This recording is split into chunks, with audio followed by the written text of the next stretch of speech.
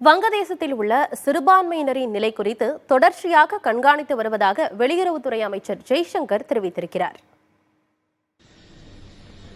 வங்கதேசத்திலிருந்து ஷேக் ஹசீனா தப்பி வந்த நிலையில் மாநிலங்களவையிலும் மக்களவையிலும் ஜெய்சங்கர் விளக்கம் அளித்தார்.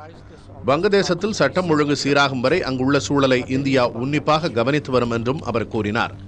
மிக குறுகிய கால அவகாசத்தில் ஷேக் ஹசீனா இந்தியா வர அனுமதி கோரியதாகவும் வங்கதேசத்திலிருந்து வான்வழி பயணத்திற்கு அனுமதி கோரி அந்நாட்டு அதிகாரிகள் தொடர்பு கொண்டதாகவும் ஜெய்சங்கர் நாடாளுமன்றத்தில் விளக்கம் அளித்தார். வங்கதேசத்தில் 19,000 இந்தியர்கள் உள்ள நிலையில் அவர்களில் 9,000 பேர் மாணவர்கள் என்றும் பெரும்பாலான மாணவர்கள் ஜூலை மாதத்திலேயே நாடு திரும்பிவிட்டதாகவும் அமைச்சர் தெரிவித்தார்.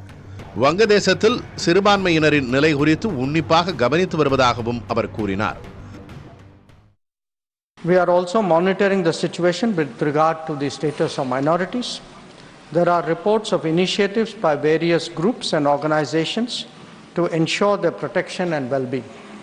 We welcome that, but will naturally remain deeply concerned till law and order is visibly restored.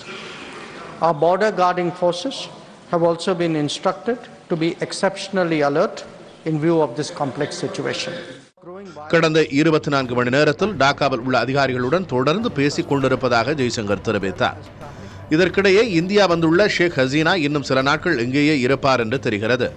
அவர் பிரிட்டனில் தஞ்சமடைய விருப்பம் தெரிவித்துள்ளார். ஷேக் ஹசீனாவின் சகோதரி மற்றும் உறவினர்கள் பிரிட்டனில் வசிப்பதால் அவர் இந்த கோரிக்கையை விடுத்துள்ளார். மேலும் ஷேக் ஹசீனாவின் உறவினர் அங்கு தொழிலாளர் கட்சி எம்பியாக இருக்கிறார். ஆனால் ஹசீனாவின் கோரிக்கை குறித்து பிரிட்டன் அரசு இன்னும் எந்த முடிவையும் அறிவிக்கவில்லை.